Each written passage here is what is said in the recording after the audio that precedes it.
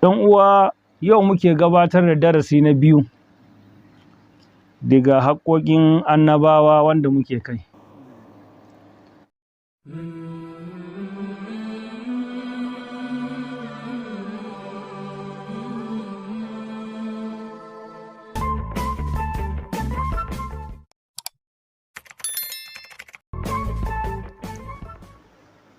أعوذ بالله من الشيطان الرجيم. بسم الله الرحمن الرحيم. الحمد لله رب العالمين الرحمن الرحيم مالك يوم الدين. إياك نعبد وإياك نستعين. اهدنا الصراط المستقيم صراط الذين أنعمت عليهم غير المغضوب عليهم ولا الضالين. رب اشرح لي صدري ويسر لي أمري واحلل عقدة من لساني يفقهوا قولي. اللهم صل على سيدنا محمد الفاتح لما أغلق والخاتم لما سبق ناصر الحق بالحق والهادي إلى صراطك المستقيم وعلى آله حق قدره ومقداره العظيم. سبحان ربك رب العزة عما يصفون وسلام على المرسلين والحمد لله رب العالمين. yan uwa, yau juma'a 7 ga watan shawwal, hijiran manzon Allah sallallahu alaihi wasallama 1444, wanda ya daidai da 28 ga watan 4 2023, wanda miladiyan Sayyidina Isa radiyallahu ta'ala anhu. ɗan uwa, yau muke gabatar da darasi na biyu daga haƙoƙin annabawa wanda muke kai. In ba manta ba, a jiya mun kwana a kan haƙoƙin jama'a da yake kan annabawa, abubuwan da annabawa suka himmantu da su. A jiya mun yi tarihin annabi, muka zo muka bambanta tsakanin annabi da kuma mursali, shine rasul, tsakanin annabi da ma'aiki. Muka zo muka yi magana akan abubuwan da annaba suka himmantu a kai, shine abubuwa guda 4. Na farko tabligh, na biyu kuma at-targhib wa tarhib, na uku shine iqamatul hujja, na hudun kuma shine raddun nasi ila fidratillah. Wannan abubuwa su ne muka yi magana, in ba a manta ba, waɗanda muka yi magana a kansu jiya kamar yanzu. Saboda haka yan uwa musulmai, yau kuma za mu yi magana ne akan haƙƙin annaba akan mutane waɗanda Allah subhanahu wataala ya aiko su gare shi. Su kuma abinda za su yi na farko shine imani da su. Duk manzo wanda duk ya zo, annabin da duk ya zo, ko kuma manzon Allah wanda ya zo, to wajibi ne a yi imani da shi. Don imani da annabawa da mursalai aslun min usulil iman, asali ne daga asalin imani. Ubangiji subhanahu ta'ala yana faɗa a cikin Alƙur'ani, yana cewa qul amanna billahi wa ma unzila alaina wa ma unzila ala ibrahima wa isma'ila wa ishaqa wa yaquba wal asbadi wa ma utiya musa wa isa wa ma utiya an-nabiyuna min rabbihim la nufarriqu baina ahadin minhum wa nahnu lahu muslimun.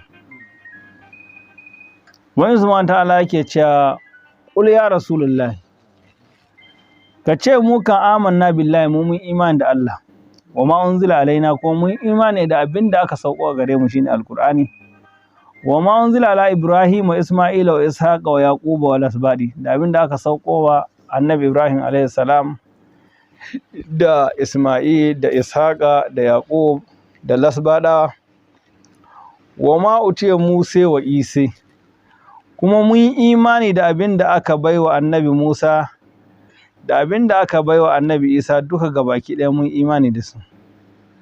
Mu dai la nufarriqu baina ahadin minhu, mu ba mu rarrabawa tsakanin ko ɗaya daga cikinsu, duka gabaki ɗaya duk mun imani da su. La nufarriqu baina ahadin minhu, ba za mu ce mun imani da wani ba mun imani da wani ba. Wannan umarni ne na Allah subhanahu wataala a cikin Alƙur'ani. Duk abin da aka ba annabawan nan da su annabawan duk mun imani da su, ba ma rarrabe ko da. La nufarriqu baina ahadin minhu wa nahnu lahu muslimun, duka gabaki ɗaya mun miƙa wuya ga Allah subhanahu wataala ko ga umarnin Allah. Kuma don kafurcewa da annabawa kaman kafurcewa da Ubangiji ne. Man yudi rasula faqad ada Allah. Abin da ke ƙarƙashin wannan aya, wa man yasi rasula faqad asalla. Duk wanda ya bi manzon Allah sallallahu alaihi wasallama to ya bi Allah. Kuma wanda duk bai bi manzon Allah sallallahu alaihi wasallama ba to wannan bai bi Allah ba. Ma atakum rasul wa kuzufu wa ma nahakum anhu fantahu. In tudiyu tahtadu. Duk abin da manzon Allah sallallahu alaihi wasallama ya zo muku da shi to ku rike shi. Abinda manzo Allah sallallahu alaihi wasallam ya hana ka ayi to ka ayi shi. Kuma Ubangiji subhanahu ta'ala yake cewa wannan fa manzon rahama in tudiyu tahtadu, in har kuka bi shi da gaske to za ku shirya. Wa ma yandigu anil hawa in huwa illa wahyun yuha.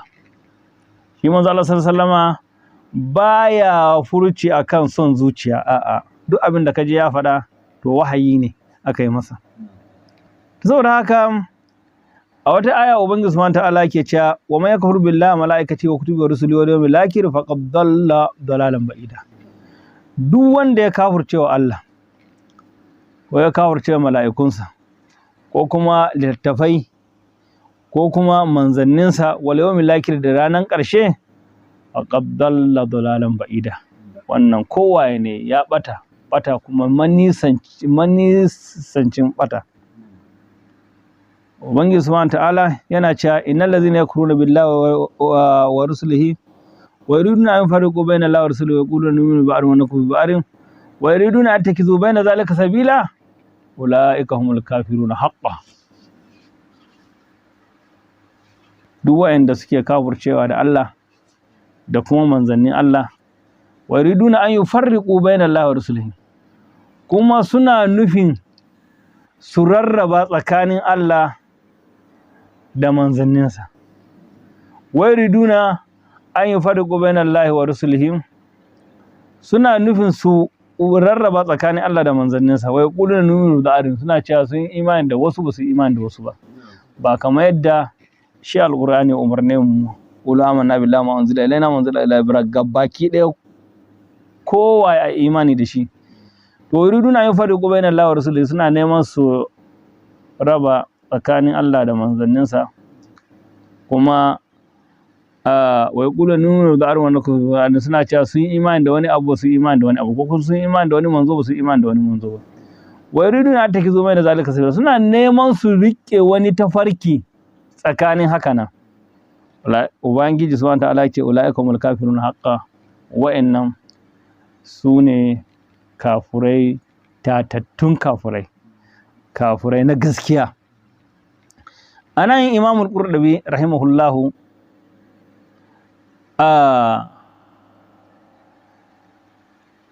yake fada a ƙarƙashin fassarar wannan aya, yake cewa Ubangiji ne ya nassanta akan rabawa tsakanin Allah da manzanninsa, wannan kafurci ne.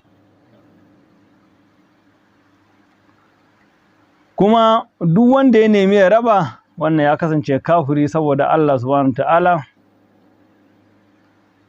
ya farlanta wa mutane su bauta masa da abin da ya shar'anta ala alsinatin rusuli, abin da ya shar'anta musu daga bakunan manzanninsu, abin da manzanninsu ka faɗa. Shine wa ma ataykum rasulu fakuzuhu wa ma nahakum anhu fantahu. to saboda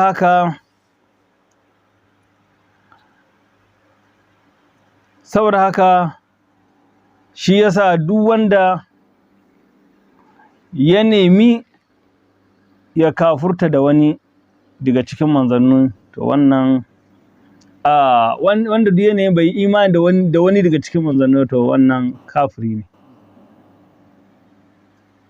Kuma dama rashin imani da manzo ɗaya ya rushe duka kowane imani gaba ɗaya. Kafircewa da annabi ɗaya in kaware ko manzo ɗaya kaware kace kai baka imani da shi ba, to gaba ɗaya waɗanda kai imani da su masu duk gaba ki da sun rushe gaba ɗaya a ƙa'ida ta musulunci.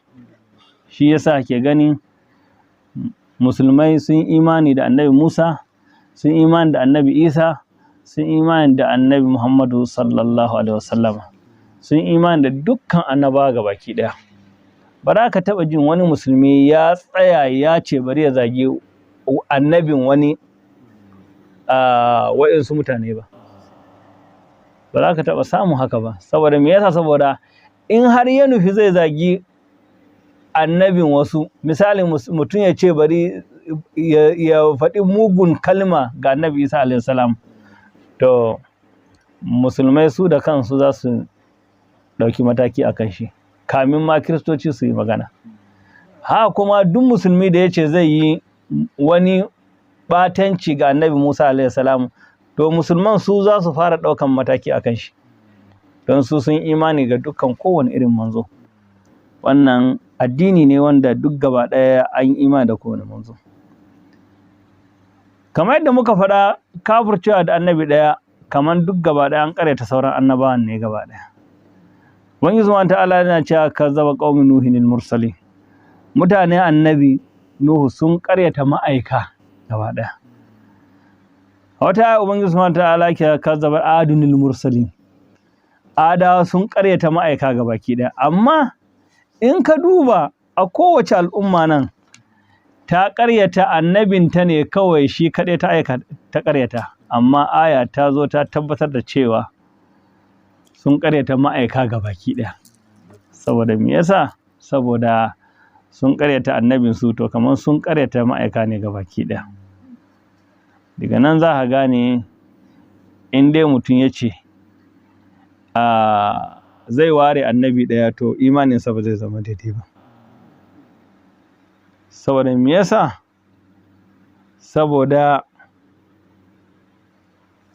Saboda annabawan nan sun zo duka ga baki ɗaya, duka abinda suke kira abu ɗaya ne, akan tauhidi ne.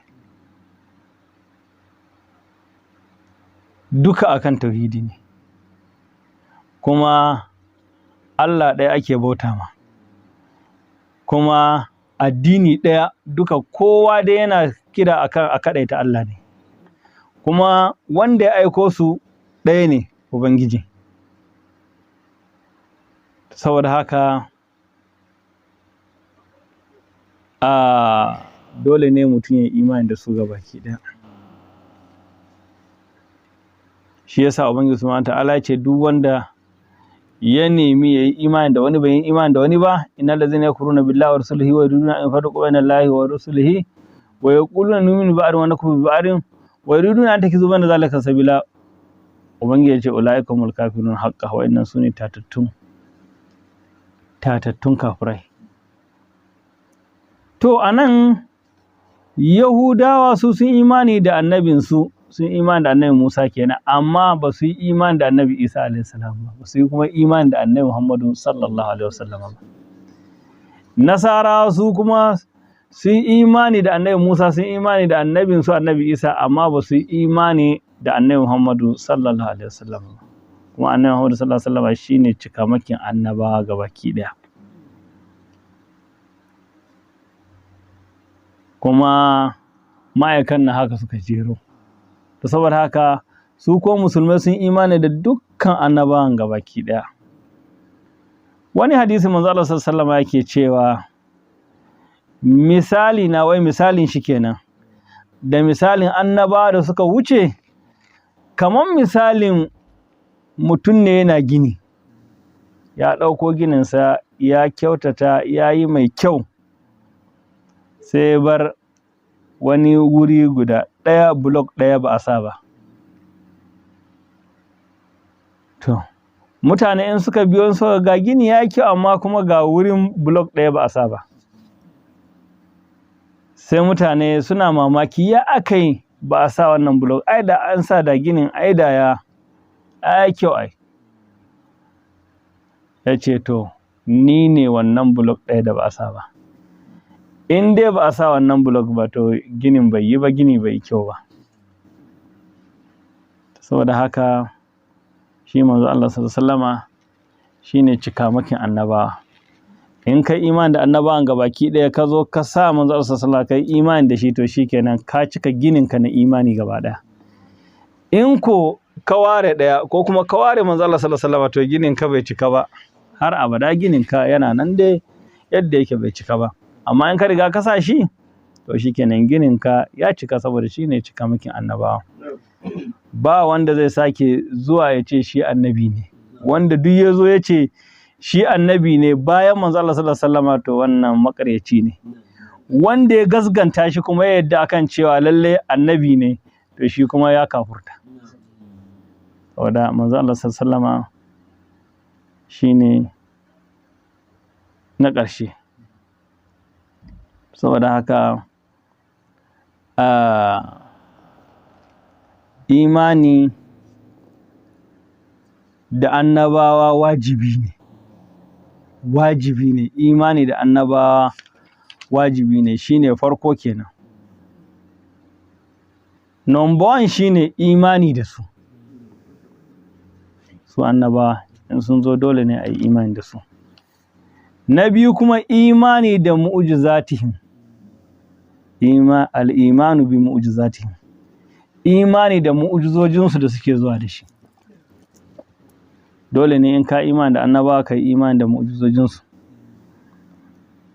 Me ake cewa mu'jiza? Mu'jiza shine al'amari ne khariqu lil'ada, wanda ya saba mu al'ada. Annabi zai zo da shi ga yadda aka san yadda ake abu, amma da mu'jizar sai ga ya juya wani abu kaza. Ubangiji subhanahu ta'ala yana bayyanawa ga annabinsa saboda ya tabbatar wa duniya cewa lallai wannan annabinsa ne. Kaman dai a ce Ubangiji subhanahu ta'ala yana cewa sadaka abdi fi kulli ma yablughu anni.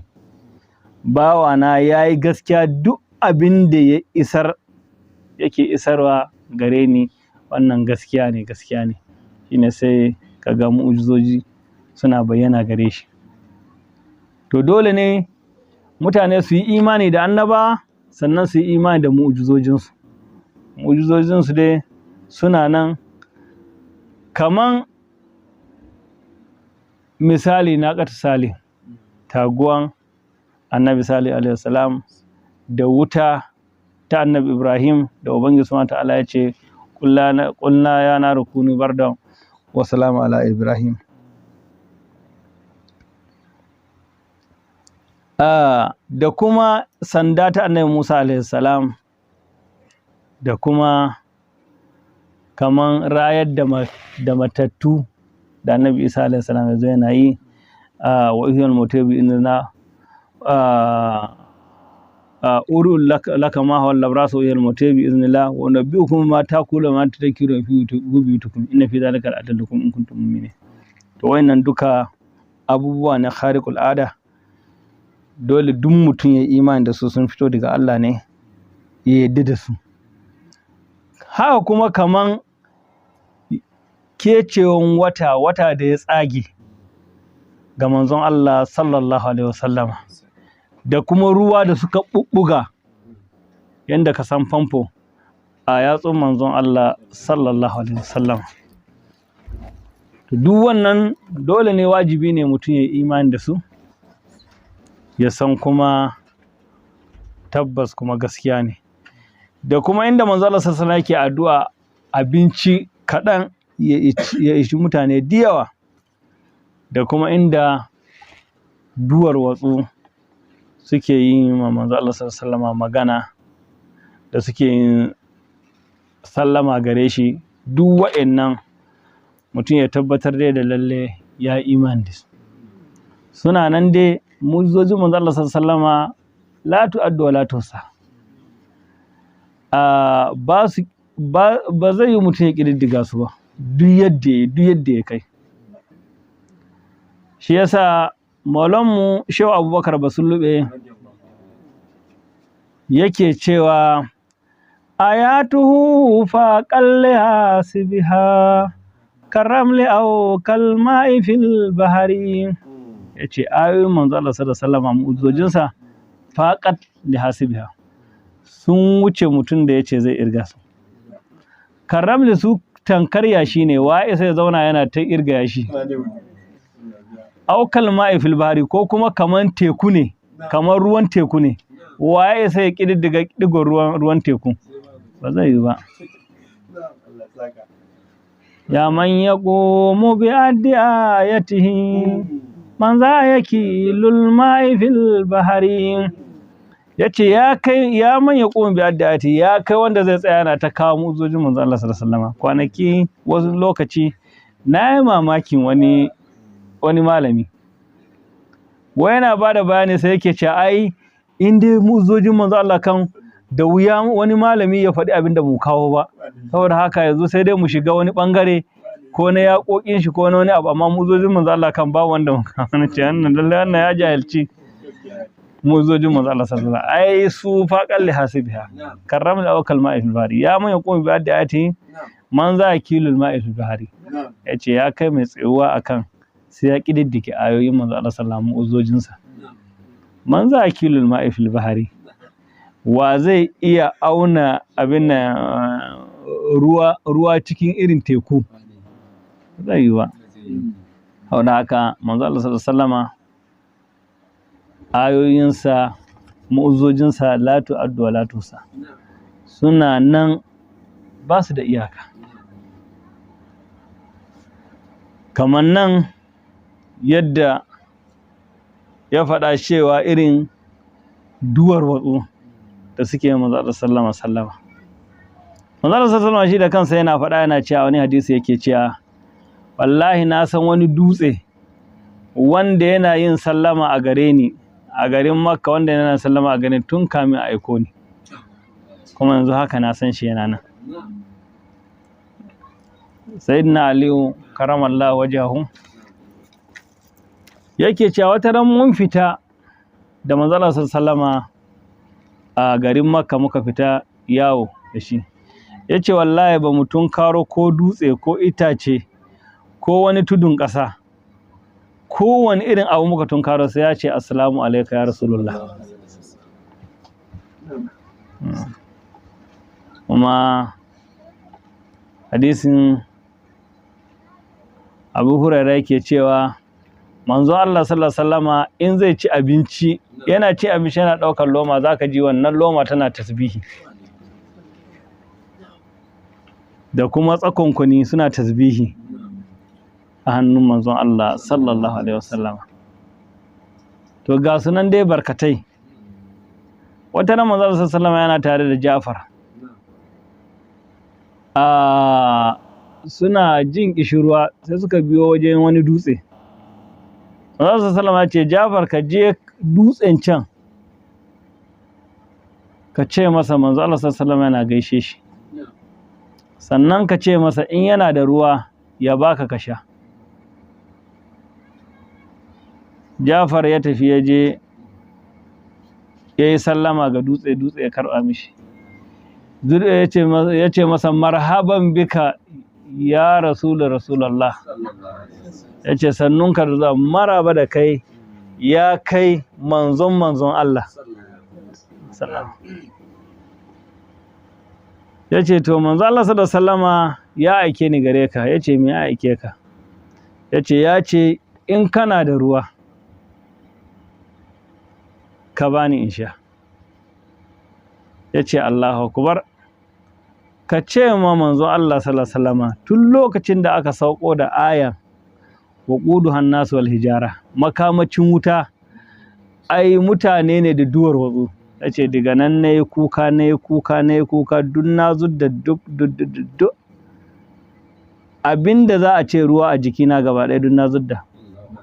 Wallahi da na rage ko da ɗigo ɗaya ne da na ba ka sha. Da dama wannan shine manzo Allah sallallahu alaihi wasallam yake so Jafar ya ji. Jafar ya dawo, manzo Allah sallallahu alaihi wasallam ya ce ya aka yi, me ka ji? Ya ce ya Rasulullah ga abin da ya gami manzo Allah sallallahu alaihi wasallam. Wata ran Abu Jahal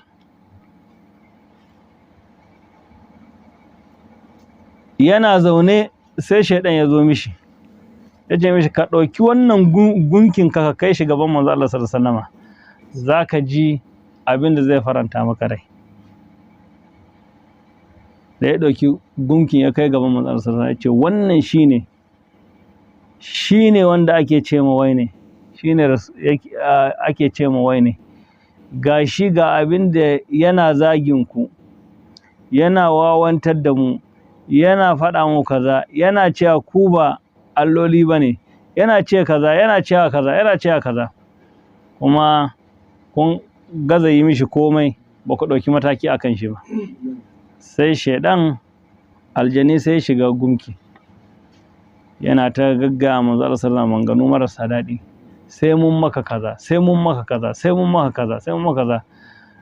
Abu Jahal yana ta dariya, ba kaji ba, ai kaji ai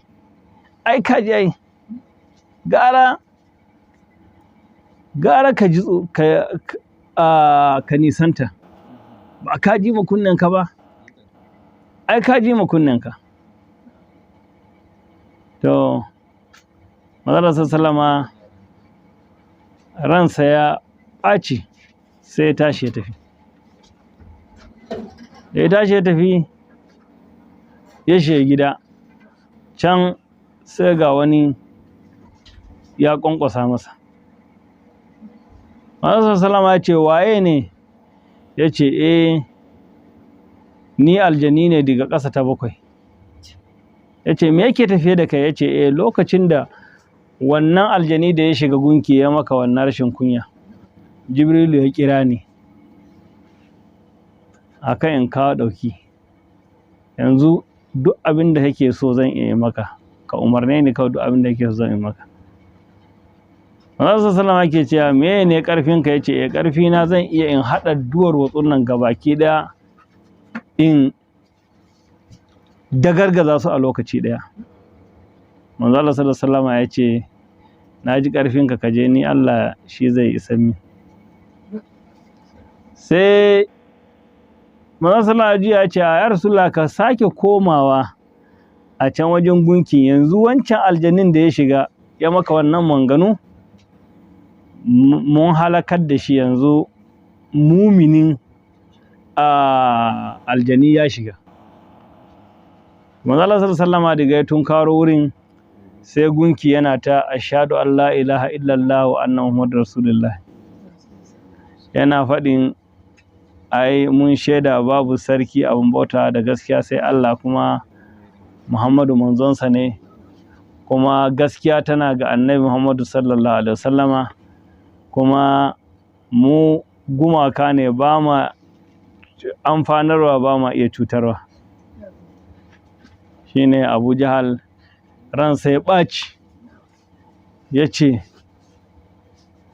ce Muhammadu ya sihirce kowa, hadda gunki ma ya sihirce, ya kakkare gunki.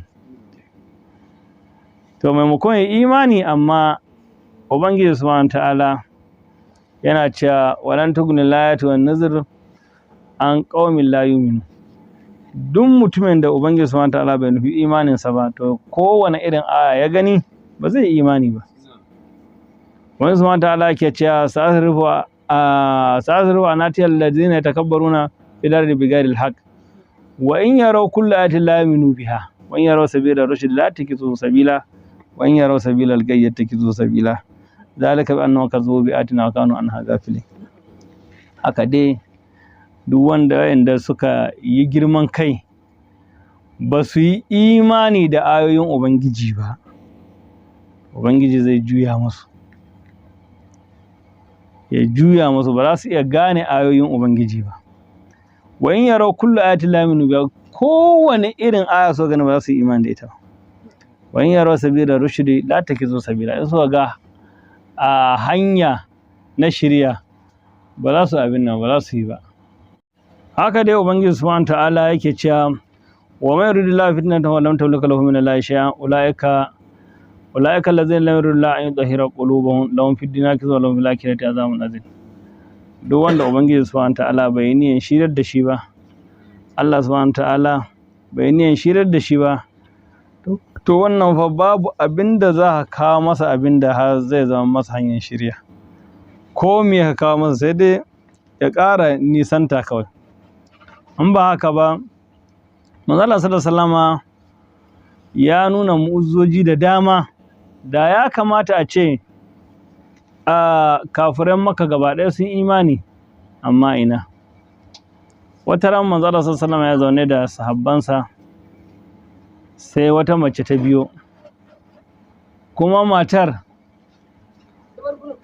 a tunaninta babu wanda take ƙi kamar manzo Allah sallallahu alaihi wasallama. ta sha kwana kawai sai gashi ta ganshi tana tare da yaro ƙarami, yaron yana goye, shine wannan yaron yana shan mamanta, da ta biyo ta ga manzo Allah sallallahu alaihi wasallam sai ta yi tsaki, sai ta ɓata rai, sai ya sake mama, sai yake ce mata ya ke wadda ta zalunci kanta, yanzu manzo Allah sallallahu alaihi wasallam shine zaki ɓata ma rai, ake ja mishi tsaki? manzo sallallahu alaihi wasallam shi zaki ɓata ma rai, ake ja mishi tsaki? sai take ce abun mamaki, dan yaro karami yana magana, ce a ake ne abun mamaki, ake ne abun mamaki. wanda manzo Allah sallallahu alaihi wasallam da yake shine khairu khalqillahi, shine fiyayyen halittar Allah, sai manzo Allah sallallahu alaihi wasallam yake cewa ya kai yaro, wa ya sanar da kai ne khairu khalqillahi ne? sai ya ce ubangiji na shi ya sanar da ni akan kai khairu khalqillahi ne. daga nan sai Jibril alaihi salam sai ya zo ya ce ya rasulullahi, ubangijin kai na gaishe ka, kuma yaro ya yi gaskiya, haka ne ubangiji ya sanar da shi. daga nan yaron ya ce manzo Allah sallallahu alaihi wasallam, ya rasulullahi ina son ka sa ni makusanci a gare ka a cikin aljanna in yi hidimarka. manzo Allah sallallahu alaihi wasallam ya ce Allah mun ce. daga nan yaro ya ja lumfashi ɗaya, shikenan shi ka rasu. to mamarsa sai ta kama ja alhaq wa zahaq albadil, yanzu kan gaskiya ta zo, ita ma sai ta yi kalma, ita ma da ja numfashi ɗaya shikenan Allah ya ɗauki ranta gaba ɗaya. manzo Allah sallallahu alaihi wasallam ya musu sallah. saboda haka manzo Allah sallallahu alaihi wasallam mu'jizojinsa ba su ƙidanyuwa, ba su da iyaka, ballantana har a iya ƙididdigewa. saboda haka abu na farko imani da annabawa, na biyu kuma imani da mu'ujizojinsu,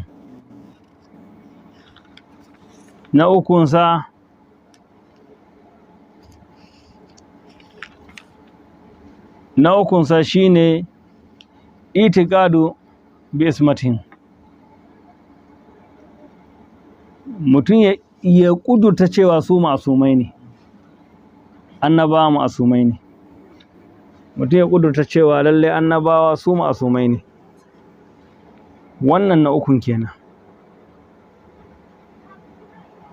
a nan malamai sun tattauna cewa annabawa a manyan zunubai ne ma'asumai, ba a ƙananan zunubai ba. wa'insu haka suke, sun kafa dalilin cewa annabi Adam alaihi salam ubangiji subhanahu ta'ala ya hana shi cin itaciya, kuma ya ci. dalilin haka ubangiji subhanahu ta'ala yake cewa asa adamu rabbuhu fagawa, masu mattabahu rabbuhu fataba alaihi fada. Maulan mu Shehu Ibrahim radiyallahu ta'ala anhu yace in dai ka karanto ayan nan to kana cewa wasa adamu rabbuhu fa kai sauri kace sun mastabahu rabbuhu fada. To Adamu, annabi Adam alaihi salam kuma an ruwaito hadisi cewa manzo Allah sallallahu alaihi wasallam an tambaye shi akan annabi Adam alaihi salam wai shi annabi ne ko kuma manzo Allah sallallahu alaihi wasallam ke cewa na'am nabiyyun mukallim, annabi ne wanda kuma ubangiji yake magana da shi. To hujja ta biyu da suka ƙara bayarwa shine hukuncin annabi Dawud alaihi salam lokacin da kasamani masu husuma guda biyu suka, to suna kafa hujja da kuma wannan hukunci da annabi Dawud alaihi salam yayi lokacin da kasamani masu husuma guda biyu suka zo masa, wanda mala'iku ne suka zo suka jaraba shi. Bayan ya yi hukuncin kuma ya nemi gafara ga ubangiji wa karrara ki an wa'ana. To kuma na uku kuma suna kafa hujja da annabi Musa alaihi salam lokacin da ya kashe Baƙibɗe akan kuskure, ma yi istighfari ubangiji subhanahu ta'ala yake faɗa, shi kansa annabi Musa alaihi salam ya ce qala hadha min amali shaytan innahu aduwwun mudillun mubin qala rabbi inni zalamtu nafsi faghfir li faghfara la innahu huwal ghafurur rahim. Suna kafa hujja irin haka nan, amma dai annaba masumai ne, inda ba masumai bane da ubangiji subhanahu ta'ala ba zai sauko da cewa laqad kana lakum fi rasulillahi uswatun hasana, ya kasance hakika ya kasance gare ku koyi mai kyau ga manzon Allah sallallahu alaihi wasallam. Wannan sha'ani ne ga dukkan kowane annabi cewa a yi koyi da shi, inda ba a masumai ba ne da ubangiji ba zai ce a yi koyi da su. A nan waɗanda suke kafa hujjoji suna cewa to ai duka waɗannan annabawan sun yi wannan abun ne tun kamin a aiko su. Annabi Adam alaihi salam yana cikin aljanna ya ci ganyen itace kamin a bashi annabci ko kuma kamin a aiko shi, tunda sai da ya zuri'a kamin nan aka aiko shi ga zuri'arsa. To annabi Musa alaihi salam shi ma kuma tun kamin a bashi annabci ne, a yake cewa fa farartu minkum lamma kibtunkum wa haba li rabbi hukman waj'alani minal, a gani. Saboda haka annabawa dai ma'asumai ne. Yanzu za mu tsaya nan, in Allah ya kai mu darasi gaba za mu tattauna akan sauran abubuwa guda uku. Yanzu mun yi abubuwa guda uku da muka ce guda shida ne. Farko dai shine imani da annabawa, na biyu shine imani da mu'ujizojinsu, na uku kuma shine ƙudurta cewa annabawa ma'asumai ne. Wannan haƙƙi ne ga kowane al'umma ta yi imani da annabinta, da kuma imani da mu'ujizojin annabawa, da kuma ƙudurta cewa annabawan Allah ma'asumai ne. Darasi na gaba za mu tattauna sauran. Khairul kalami ma qalla wa dalla. Wassalamu alaikum wa rahmatullahi ta'ala wa barakatuhu.